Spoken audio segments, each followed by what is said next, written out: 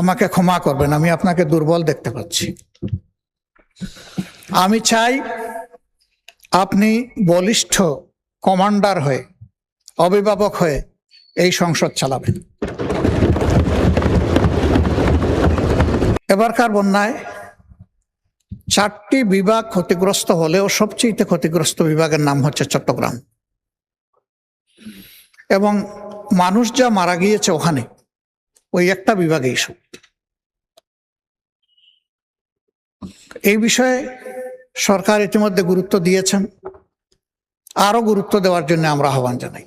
Technical এডুকেশনের পাশাপাশি, কর্ম উপযোগী এডুকেশনের পাশাপাশি নৈতিক শিক্ষাটাকে, ধর্মীয় শিক্ষাটাকে সার্ট করা।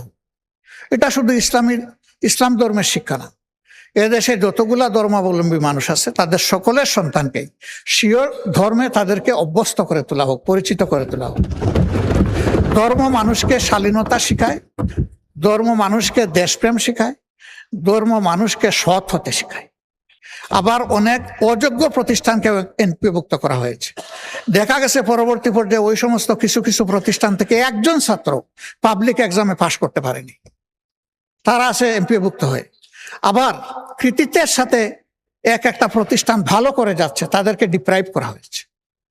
এখন যেন রাজনৈতিক বিবেচনায় এই যন্ত্রণাটা আর না করা হয়, জাতির উপর থেকে যেন এটা তুলে নেওয়া হয়।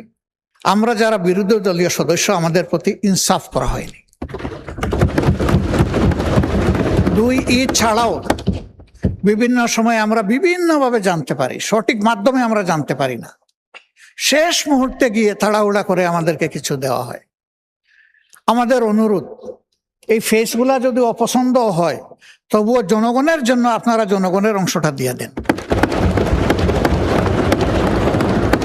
আমাদের কারণে আমাদের আসনগুলোতে জনগণ যেন বঞ্চিত না হয়। এই যে বিভিন্ন জায়গায় ছোট্ট খাটো স্থাপনা হলেও উদ্বোধন করে একটা স্টোন বসাতে হবে, খাজনার চেয়ে বাজনা বড়। এই স্টোন বসাতে গিয়ে একটা পয়সা তো খরচ হয়, এটা একটা কথা। আরেকটা হলো যে এখানে টানাটানি শুরু হয়, কার নাম থাকবে আগে, কার নাম থাকবে না, এগুলা নিয়ে। পয়সাটা জনগণের, আমার নামের দরকারটা কি? মাননীয় প্রধানমন্ত্রী বলেছেন দুর্নীতি থেকে ত্রুটি চেপে ধরবেন। আমরা আপাতত চাচ্ছি দুর্নীতির হাত চেপে ধরেন এবং হাতের মধ্যে কড়া লাগাই দেন, হ্যান্ডকাপ পরাই দেন, দিয়ে বলেন যে আর বাড়াবাড়ি করলে পায়েও তোমাকে ক্রস বেড়ি লাগাই দেব। এরপরে যদি আর বাড়াবাড়ি করো তাইলে ঠিকই মুখে তালা দিয়ে দেব, তখন টুটি চেপে ধরা হবে ইনশাল্লাহ।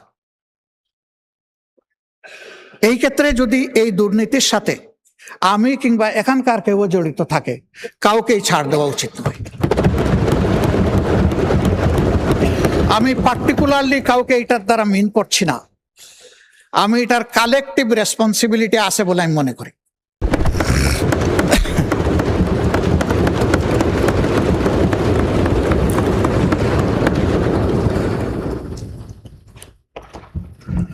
মাননীয় স্পিকার, আপনাকে ধন্যবাদ। আলহামদুলিল্লাহ রব্বিল আলামিন ওয়াসসালাতু ওয়াসসালামু আলা রাসূলিহিল কারীম ওয়া আলা আলিহি ওয়া সাহবিহি ওয়া আহলি বাইতি আজমাইন।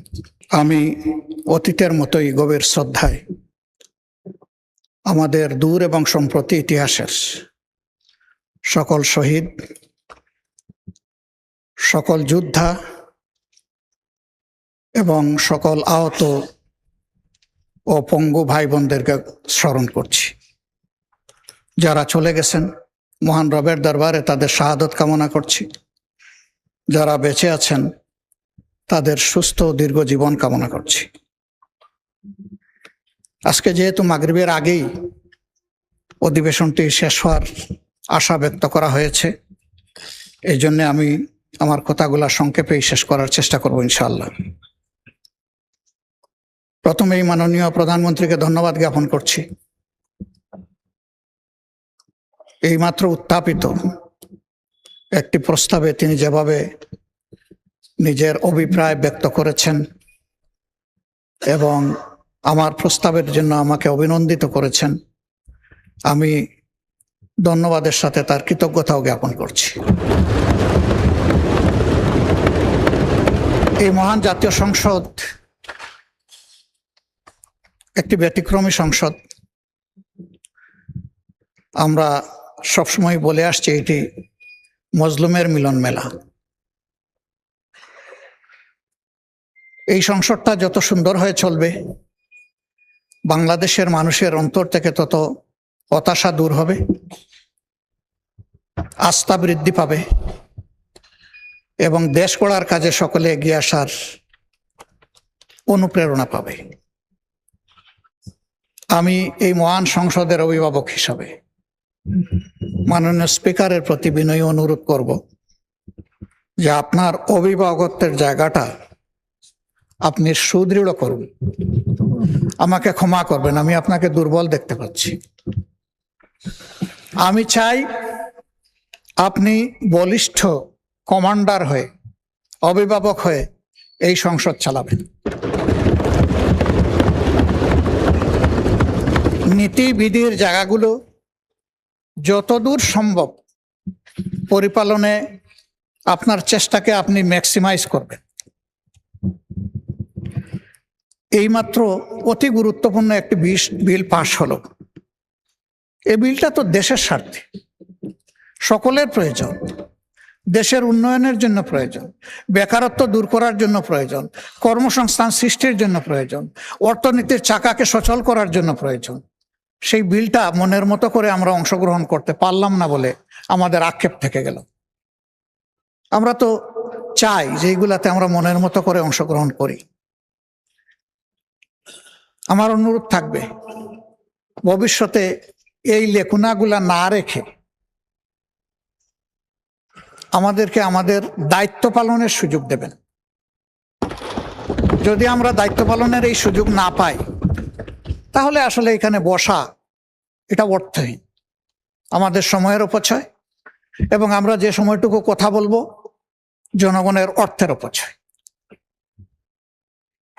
আমি এই বিষয়ে আপনার দৃষ্টি আকর্ষণ করেই আমার মূল বক্তব্যে যাচ্ছি। প্রথমেই সম্প্রতি বন্যায় ভূমিধস এবং পানিতে ডুবে যাদের মৃত্যু হয়েছে, আমার জানা মতো এই সংখ্যাটি ৩৫।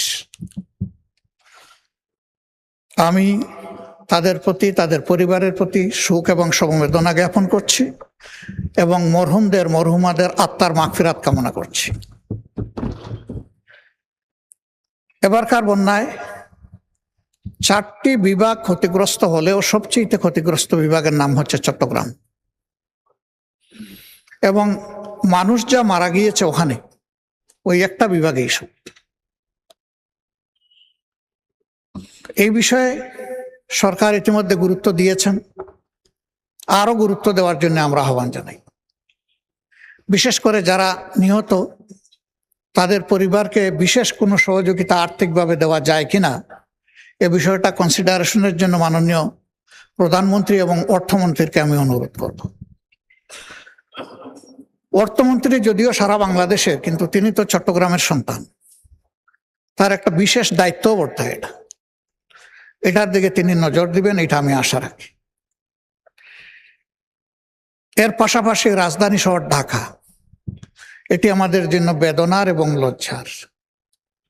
একটু বৃষ্টি হলেই ভাসতে থাকে, ড্রেনের ময়লা পানিগুলো উপচে পড়ে, জনস্বাস্থ্য হুমকিতে পড়ে, আমাদের সন্তান সন্ততিরা বিশেষভাবে কষ্টে পড়ে, বৃদ্ধ রুগ্ন মানুষগুলোর জন্য নতুন সমস্যা দেখা দেয়।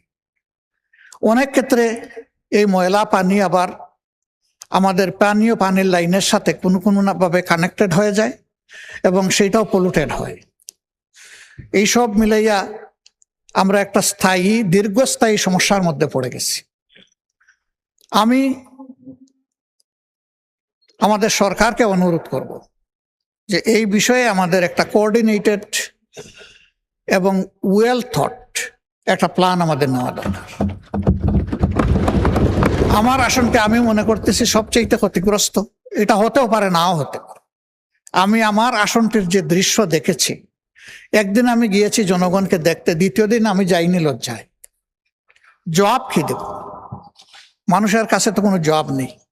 তবে হ্যাঁ, এটা এই পার্লামেন্টের সৃষ্ট নয়, এই সরকারেরও সৃষ্ট নয়। এটা অতীতের সমস্ত জঞ্জাল এবং ঝামেলা জমে আজকে এই অবস্থায় আমার গিয়ে।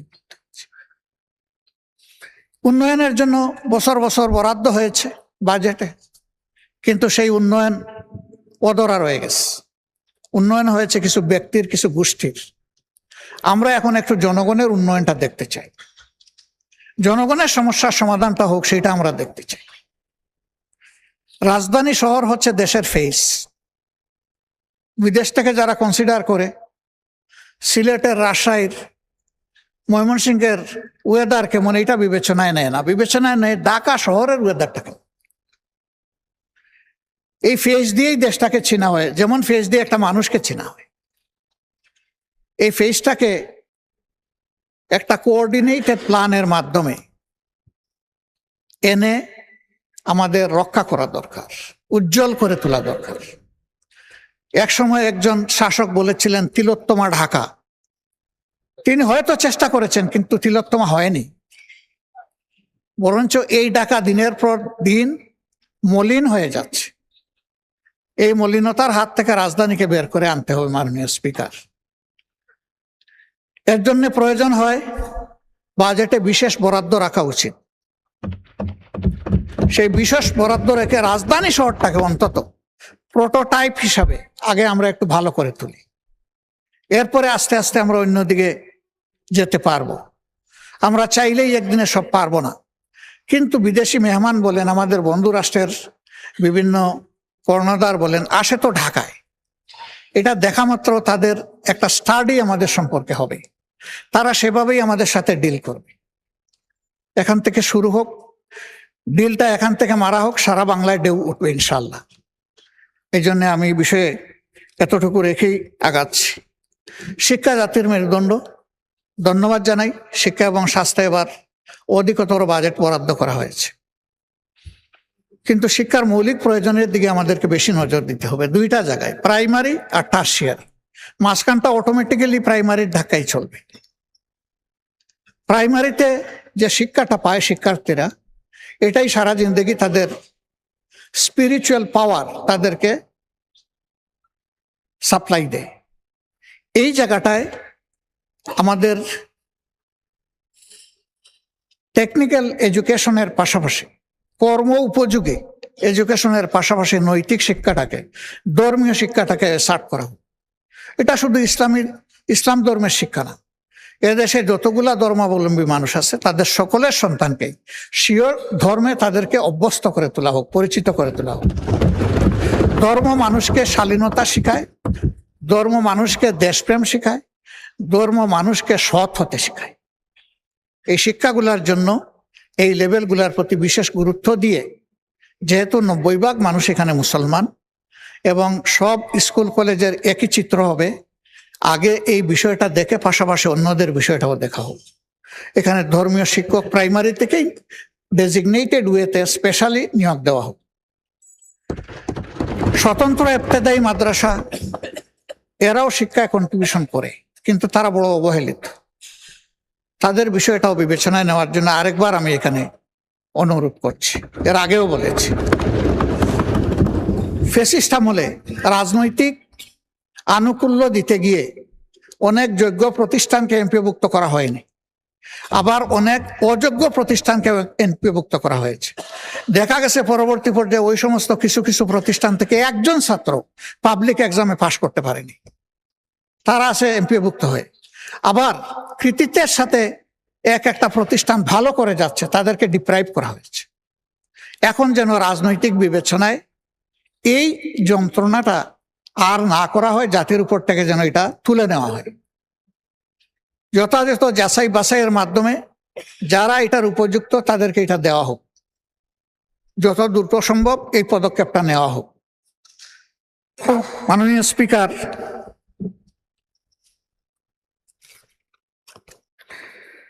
আমরা এই সংসদে এসেছি জনগণের ম্যান্ডেট নিয়ে। সরকারি দলে বেশিরভাগ লোক, এই জন্যই তো সরকারি দল। বিরোধী দলের সংখ্যাটা কম, তাই বলেই তো আমরা বিরোধী দল, কিন্তু সবাই জনগণের নির্বাচিত প্রতিনিধি। দুটা জিনিস এখানে আমরা গভীর উদ্বেগ, বিস্ময় এবং কষ্টের সাথে লক্ষ্য করছি। নাম্বার 1, ইতিমধ্যে এই সরকারের গৃহীত বিভিন্ন আর্থিক পদক্ষেপের মধ্যে আমরা যারা বিরোধী দলীয় সদস্য আমাদের প্রতি ইনসাফ করা হয়নি। 2 ঈদ ছাড়াও বিভিন্ন সময় আমরা বিভিন্নভাবে জানতে পারি, সঠিক মাধ্যমে আমরা জানতে পারি না, শেষ মুহূর্তে গিয়ে তাড়াহুড়া করে আমাদেরকে কিছু দেওয়া হয়। আমাদের অনুরোধ, এই ফেসগুলা যদি অপছন্দ হয় তবুও জনগণের জন্য আপনারা জনগণের অংশটা দিয়ে দেন। আমাদের কারণে আমাদের আসনগুলোতে জনগণ যেন বঞ্চিত না হয়। কারণ বিএনপি তার 31 দফা এবং তার নির্বাচনী ইশতেহারে সুষম উন্নয়নের কথা বলেছে। আমরা সেই সুষম বন্টনটা চাচ্ছি, এর বেশি কিছু চাই না। ইতিমধ্যে সরকারি দলের যারা সংরক্ষিত আসনের সম্মানিত সদস্যবৃন্দ আছেন তাদেরকেও অ্যালটমেন্ট দেওয়া হয়েছে, ফান্ড অ্যালোকেশন করা হয়েছে, কিন্তু আমার জানা মতো বিরোধী দলের কাউকে এটা করা হয়নি। এটা ন্যায্য হবে না, এটা আমার নির্যাতন। আমি ব্যাপারে মাননীয় প্রধানমন্ত্রীর দৃষ্টি আকর্ষণ করেছি ব্যক্তিগত পর্যায়ে। আমি আশা করব তিনি অ্যাটেনশন দেবেন। তাদেরকে চাইতে হবে কেন? সবাই যেমন পাবে তারাও তেমন পাবে, এটা তাদের হক। এরপরে এই জাতীয় সংসদে একই সাথে আমরা আরো 50 জন সংসদ সদস্যকে পেয়েছি সংরক্ষিত আসনে। আমরা তাদেরকে প্রথম দিনে অভিনন্দিত করেছি। আমরা একসাথে সবাই মিলেই দেশটা গড়তে চাই। কিন্তু আমরা লক্ষ্য করলাম বিরোধী দলের এমপিরা যে সমস্ত আসনে আছেন সেখানে সরকারি দলের সংরক্ষিত আসনের সদস্যদেরকে অধিকতর দায়িত্ব দেওয়া হয়েছে। এইটা কি আমি বুঝলাম। আমাদের সাথে তো কোনো আলোচনা করা হয়নি। অবশ্যই তারা ভূমিকা পালন করবেন, তাদের ক্ষেত্র থাকতে হবে। তারা এক একজন 6টা করে আসনের প্রপোর্শনেটলি এসেছেন, 6 জায়গার তারা প্রতিনিধিত্ব করবেন, কোনো সমস্যা নেই। সেটা তো একটা আলাপ আলোচনার ভিত্তিতে হতে পারত। আমাদেরকে আমাদের প্রাপ্যের বেশি তো আর আসন দেওয়া হয়নি। আমরা যে 13টা পাওয়ার কথা সেই 13টাই পেয়েছি।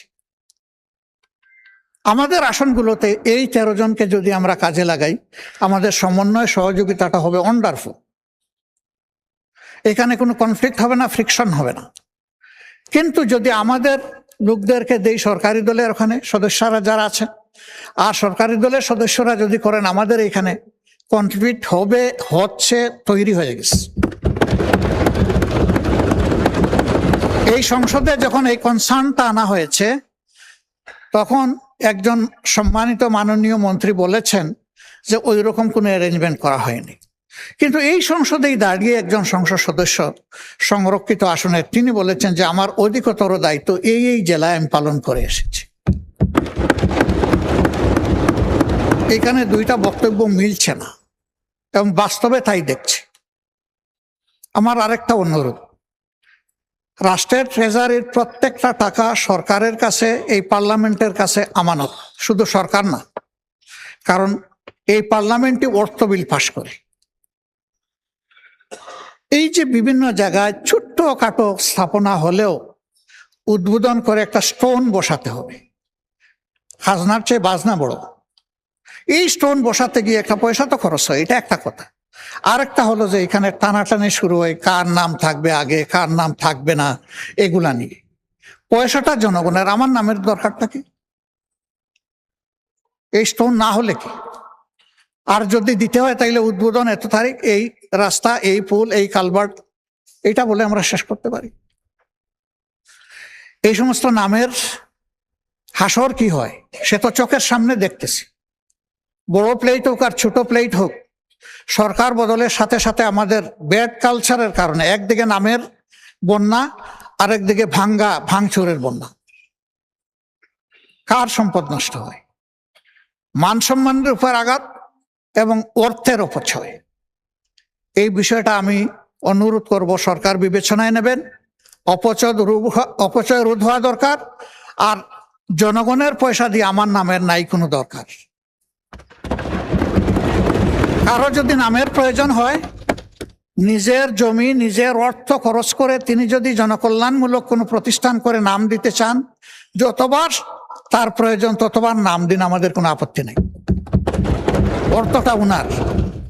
কিন্তু জনগণের টাকায়, এটা সরকারি দল বিরোধী দল বলে কোনো কথা না, জনগণের টাকায় আমাদের এই নামের বাহারি আমি বন্ধ করার জন্য বিনয়ের সাথে অনুরোধ করব।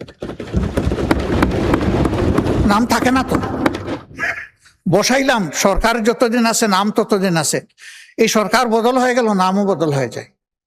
বিশাল বিশাল স্থাপনার নাম বদল হয়ে গেছে এই দেশে, এবং এই নাম বদল করতে গিয়ে শত শত কোটি টাকা অপচয় হয়েছে।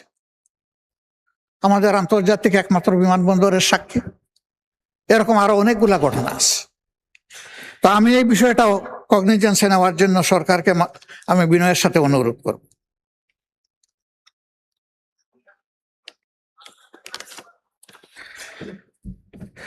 মাননীয় স্পিকার,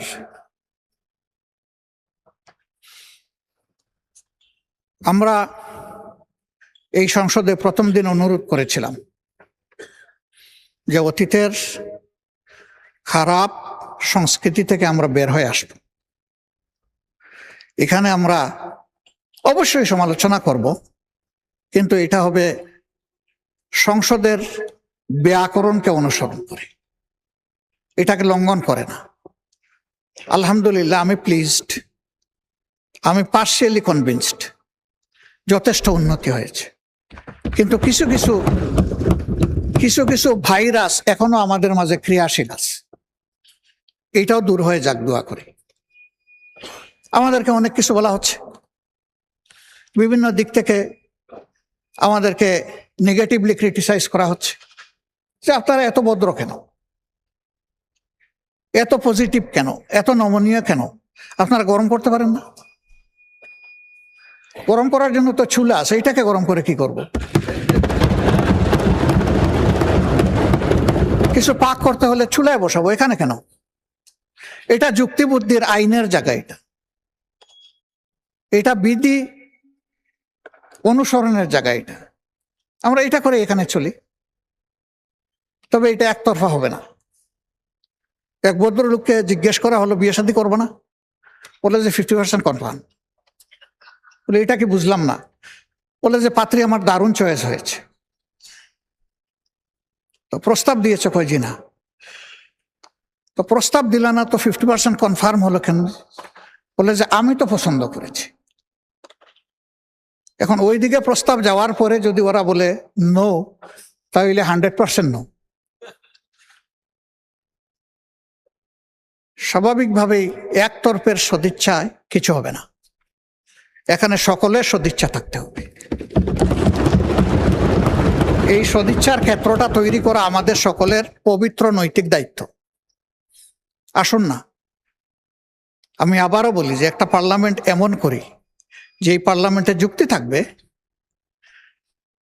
একে অন্যের সমালোচনা থাকবে, কিন্তু এটার মধ্যে আমরা যেন সীমা লঙ্ঘন না করি।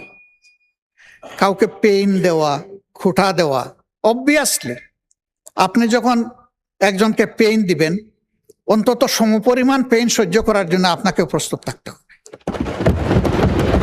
এটা তো কোনো ভালো জিনিস হবে না। আমরা এই কালচারটা ত্যাগ করে এখান থেকে বের হয়ে আসা উচিত। মাননীয় স্পিকার, বাংলাদেশে যেদিকে যাবেন সেদিকেই আপনি সমস্যার কথা শুনবেন। সমস্যা আর কোনো অন্ত নাই। আমাদের সড়কগুলা পড়ে আছে অনেক দিন ধরে, কাজ চলছে, শেষ হবে কখন কেউ জানে না।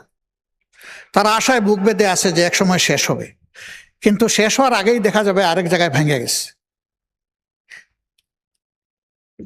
তো এই জায়গাগুলা এবার মাননীয় অর্থমন্ত্রী মহোদয় আমাদেরকে আশ্বস্ত করেছেন যে আর্থিক খাতে শৃঙ্খলা ফিরে আনা, এটা সরকারের প্রথম অগ্রাধিকার।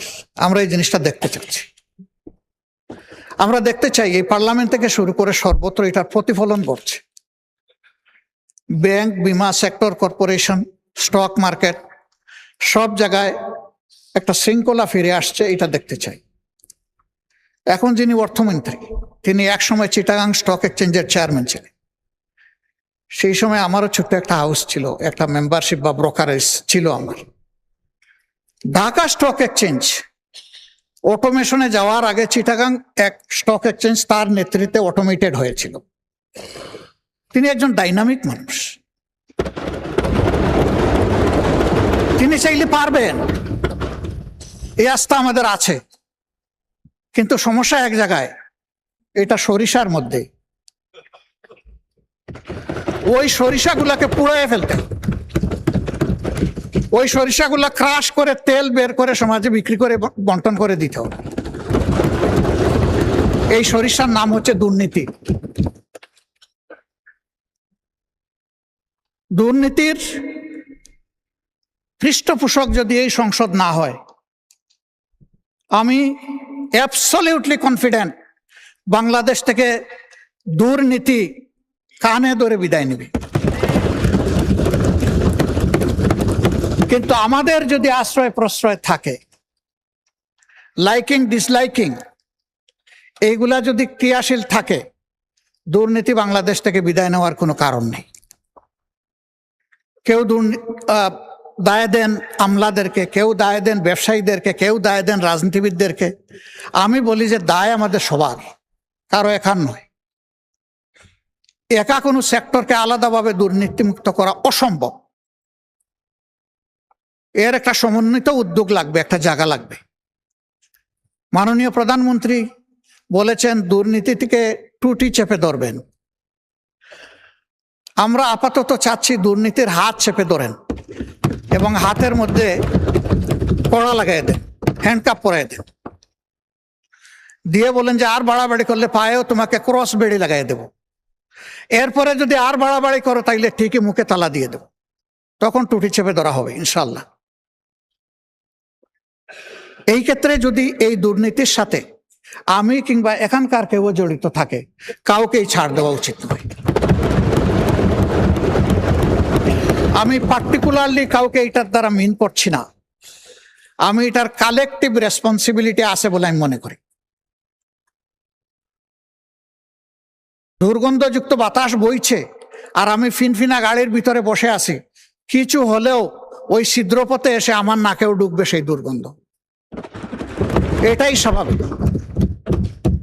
এই জন্য আমরা কেউ নিজেকে ফিরিস্তা দাবি করতে পারি না। আমরা ভুলের ঊর্ধ্বে, আমরা সব অপরাধের ঊর্ধ্বে। এ দাবি জীবনে আমি করব না এবং আমি মনে করি কারোই করা উচিত না। কিন্তু নিজের ভুলটাকে বোঝা হচ্ছে সবচেয়ে বড় যোগ্যতা। এটা আমার ভুল, এইটা বুঝে যারা প্লে করবেন আলহামদুলিল্লাহ তারা ভালো করবেন। যারা এটা বুঝতে ব্যর্থ হবেন তারা সমাজের জন্য ভালো কিছু করতে পারবেন না। মাননীয় স্পিকার, কথা বলতে গেলে অনেক কথা আছে, এর কোনো শেষ নাই। জুলাই সংক্রান্ত যে কথাগুলো আমরা গতকাল বলেছি, আজকে একটাও আমি আর রিপিট করতে চাই না। এই সংসদ শুনেছে, আবার শোনার দরকার নাই। আমাদের প্রত্যাশা, আমরা সরকারি দল থেকেও বলছি জুলাই আমাদের, বিরোধী দল থেকেও বলছি জুলাই আমাদের। তাহলে এই জুলাইটা যেন সত্যিকারেই আমাদের হয় সেটা আমরা দেখতে চাই। ধন্যবাদ জানাই মাননীয় প্রধানমন্ত্রী, তার নেতৃত্বে ইতিমধ্যেই সিদ্ধান্ত নিয়েছেন জুলাই স্মৃতি জাদুঘর 5 আগস্ট খুলে দেবেন। এটি আপামর জনগণের একটা আকাঙ্ক্ষার জায়গা ছিল। আর জুলাই স্মৃতি ফাউন্ডেশনের ব্যাপারে আশ্বাস শুনেছি, এটার জন্য অগ্রিম ধন্যবাদ জানাই রাখলাম। আমি অনুরোধ করব জুলাইকে ইতিহাসের পাতায় তুলে ধরার জন্য, এবং এই কাজটা সরকারকে করতে হবে। মাননীয় মন্ত্রী আছেন, তিনি এটাতে গুরুত্ব দিবেন। জুলাই অধিদপ্তর যেটা করেছেন তার আওতায় শহীদদের প্রোফাইল, তার আওতায় আহত পঙ্গু যারা আছে তাদেরকে তুলে আনার এই বিষয়টা ইতিহাসের অংশ হিসাবে সংরক্ষণের তিনি কার্যকরী উদ্যোগ নেবেন, এটা আমি আশা করি। মাননীয় স্পিকার, যেহেতু ছুটির জন্য সবাই মুখিয়ে আছে আর সারা বাংলাদেশ এখন কম বেশি বন্যায় ক্ষতিগ্রস্ত, এই জন্য আমি আমার কথা আজকে আর বাড়ালাম না। কথা আরো অনেক বলা যাবে আল্লাহ তৌফিক দিলে। শুধু আমাদের গরিব সহকর্মীদের ব্যাপারে একটা কথা বলতে চাই। আমার এখন লজ্জা হচ্ছে এখানে বলতে হচ্ছে এটা। আমি 2 বার যেখানে বলার সেখানে বলেছি, তার আংশিক বাস্তবায়ন হয়েছে। এখনো কিছু কিছু আমাদের এই সচিবালয়ের অধীনে কিছু লোকের পাওনা এখনো রয়ে গেছে। এই গরিবদেরকে আটকাইয়া রাখিয়েন না, ওদেরটা দিয়ে দেন। এটা আমি বিশেষ করে সচিব মহোদয়ের দৃষ্টি আকর্ষণ করছি। এটা আপনার কাজ, আপনি এটা শেষ করেন। ওরা আর আমাদের কাছে এসে বলুক, এটা আমরা শুনতে চাই না। এদের বিষয়টা যত তাড়াতাড়ি পারেন এটা সমাধান করেন। শেষ পর্যায়ে এসে আমি এই সংসদ, বিশেষ করে বাজেট অধিবেশন পরিচালনায় সংসদ সচিবালয়ের সম্মানিত আমাদের সহকর্মীবৃন্দ, তারা অক্লান্ত পরিশ্রম করেছে। এর সাথে সম্পৃক্ত যত উইং আছে, সিকিউরিটি ডিপার্টমেন্ট থেকে শুরু করে, গণমাধ্যম থেকে শুরু করে, রেওয়াজ অনুযায়ী বাজেট সেশন যখন শেষ হয় তখন তাদেরকে 1 মাসের বেতনের সমপরিমাণ ইনসেন্টিভ দেওয়া হয়, যেই বেতনটা এখন তারা ভোগ করছে। সমস্ত কর্মকর্তা এবং কর্মচারীবৃন্দ যারাই আছেন, তারা রেগুলার বেসিসে থাকুন অথবা অ্যাডহক বেসিসে থাকুন, যেভাবেই থাকুন, তাদের সকলের জন্য আমি প্রস্তাব করছি এইটা যেন বরাদ্দ করা হয়, তাদেরকে দেওয়া হয়। আমি মাননীয় প্রধানমন্ত্রী এবং সংসদ নেতাকে আপনার মাধ্যমে অনুরোধ করব, আমার এই প্রস্তাবটা তিনি সমর্থন করে, গ্রহণ করে কার্যকরী ব্যবস্থা গ্রহণ করবেন। ধন্যবাদ মাননীয় স্পিকার। আসসালামু আলাইকুম ওয়া রাহমাতুল্লাহ।